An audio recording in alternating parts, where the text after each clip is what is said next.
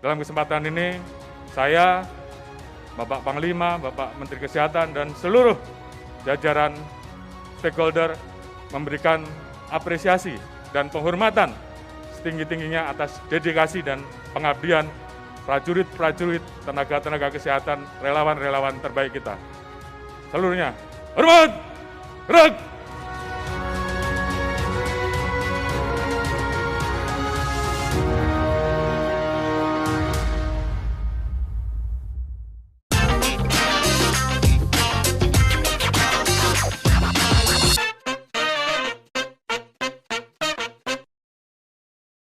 Saya kok tertarik ya melihat strategi Jokowi dengan konsep PPKM ini.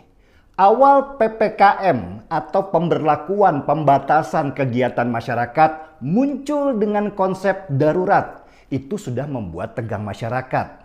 Konsep darurat itu malah dipertajam oleh Menko Muhadjir Effendi dengan bahasa darurat militer. Ini jelas kesalahan komunikasi yang fatal. Orang ketika mendengar kata darurat militer malah semakin tegang. Apalagi di saat situasi ekonomi sedang terpuruk, perut sedang lapar, kerjaan dan pendapatan juga nggak ada. Kata darurat militer malah memperparah kesalahpahaman persepsi. Dan akhirnya yang terjadi adalah gesekan di masyarakat bawah. Satpol PP di banyak pemerintahan daerah jadi sewenang-wenang. Ada yang main tampar, ada yang main siram air ke warung. Mereka mungkin berlagak jadi polisi India yang pakai tongkat terus mukul-mukulin orang sampai kabur. Tapi catat, Indonesia bukan India dan ini sangat berbahaya. Situasi PPKM darurat waktu itu beda tipis dengan lockdown. Takutnya ada oposisi yang memainkan keadaan supaya mendapat simpati dan menggerakkan demo besar untuk melawan pemerintah. Dan benar saja, beberapa persiapan demo waktu itu sedang dilakukan. Untung saja tidak jadi membesar dan berhasil diredam. Mahfud MD langsung mengklarifikasi kata darurat militer yang dikeluarkan oleh Menko Muhadjir Effendi. Darurat militer yang dimaksud itu dalam rangka perang melawan penyakit, bukan melawan rakyat. Dan itu tanda bahwa militer dilibatkan aktif dalam menghadang virus. Tapi yang namanya salah paham, beda persepsi, bagaimana bisa ditahan? Selama seminggu itu situasi yang buat saya sangat mencekam. Kesalahan komunikasi, kesalahan informasi bisa menjadi awal dari kerusuhan. Nah, sesudah PPKM darurat dibuatlah PPKM level 4. Ini baru tensi agak menurun. Masalah nama saja ternyata bisa berpengaruh sangat besar. PPKM level 4 dibuat dengan model level untuk melihat kinerja masing-masing Pemda. Jadi permasalahan PPKM ini tidak lagi ditimpakan ke pusat semuanya, tetapi bagaimana daerah bisa menyelesaikan masalahnya masing-masing sesuai Undang-Undang Otonomi Daerah.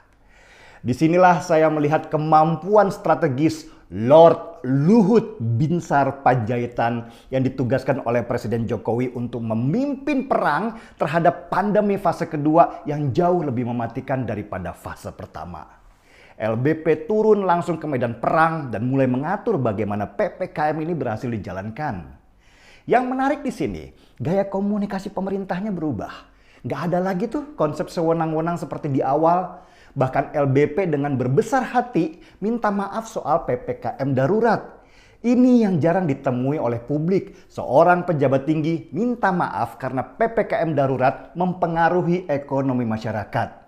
Dan dengan permintaan maaf Pak Luhut ini, maka tensi di masyarakat pun ikut mereda. Mereka memahami kenapa PPKM ini harus dilaksanakan. Ya untuk kebaikan masyarakat juga. Gaya PPKM dengan konsep level 4 pun direvisi sesuai dengan situasi. Meski namanya tetap level 4, tapi ada pelonggaran di sana sini. Warung boleh buka, usaha masyarakat kecil juga boleh buka, pasar juga boleh buka dengan terapkan protokol kesehatan yang ketat. PPKM diperpanjang lagi. Kali ini mal boleh buka dengan tunjukkan kartu sudah divaksin. Syarat perjalanan juga diperlunak. Kantor sudah boleh beroperasi. Dan setahap demi setahap ekonomi diperbaiki lagi. Dan strategi ini berhasil membuat Indonesia keluar dari ancaman resesi. Jadi saya sekarang sudah nggak takut lagi ya ketika mendengar kata PPKM diperpanjang. Toh kegiatan ekonomi juga sudah mulai berjalan. Mau diperpanjang atau juga tidak, kita sudah bisa menarik nafas lega. Lalu kenapa namanya kok tetap PPKM level 4 kalau sudah banyak pelonggaran? Ya, itu untuk mengingatkan kita supaya terus waspada. Juga sebagai sinyal ke dunia internasional bahwa kita ini serius menghadapi pandemi. Bayangkan, kalau misalnya tiba-tiba pemerintah bilang dengan pedenya, Indonesia sudah berhasil tangani pandemi. Terus ada yang mati. Wah, bisa ribut lagi kita nggak selesai-selesai. Dan investor juga bisa pada lari. Jadi ini sebenarnya adalah sebuah strategi. Strategi komunikasi supaya antara kesehatan dan ekonomi bisa berjalan seimbang. Dan ini berhasil ternyata. Rumah sakit juga sudah tingkat huniannya sudah mulai banyak berkurang. Pasien juga sudah banyak yang pulang. Yang sembuh juga sudah banyak. Yang mati masih ada memang. Tapi nggak semua karena COVID semata. Bahkan Kepolisian Republik Indonesia di bawah pimpinan Kapolri terjun ke lapangan memimpin langsung perang menghadapi virus. Kantor-kantor polisi dibuka untuk melakukan vaksinasi massal. Targetnya adalah herd immunity di tahun depan. Kapolri mencanangkan konsep vaksinasi merdeka. Seluruh Kapolda diperintahkan merekrut relawan di daerahnya untuk selenggarakan vaksinasi massal. Di Jakarta sendiri, Kapolda Metro Irjen Fadil Imron merekrut 4.500 relawan untuk melakukan vaksinasi merdeka.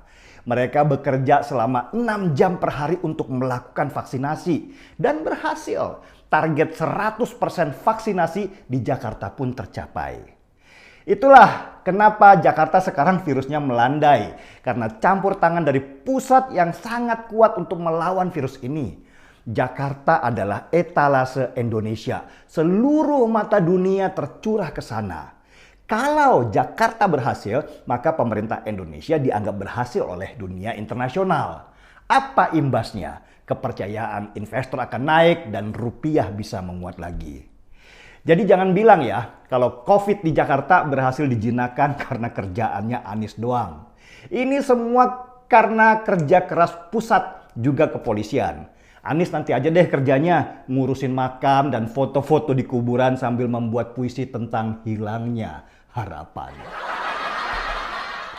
Terima kasih Presiden Jokowi. Terima kasih Lord Luhut Binsar Panjaitan. Terima kasih TNI dan Kepolisian RI. Dan terima kasih juga untuk semua rakyat yang sudah berpartisipasi. Saya yakin kita akan memenangkan pertarungan melawan pandemi ini. Palingan September nanti level PPKM sudah turun dan kelonggaran ekonomi akan mulai diperluas lagi.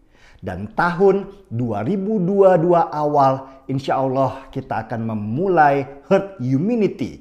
Hidup berdampingan dengan virus yang sudah tidak berbahaya lagi karena kita sudah terlindungi oleh vaksin sebagai pengaman diri.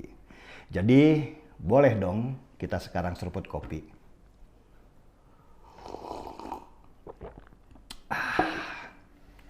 Markipi, mari kita ngopi. Saya Denny Siregar, kita di acara Timeline.